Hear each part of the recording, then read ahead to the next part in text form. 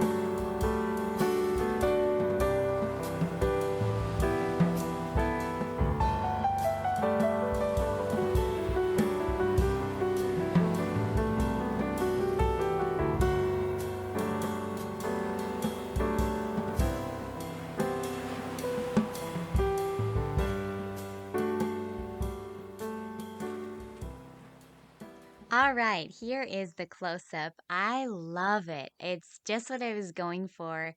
Something marbled and light and classy.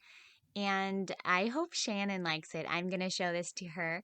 And I hope you guys do check out Shannon Gibson's channel and let me know what you think of her art. I think it's beautiful. So thanks for inspiring me, Shannon, and thank you all for watching this video. I hope you have a great day.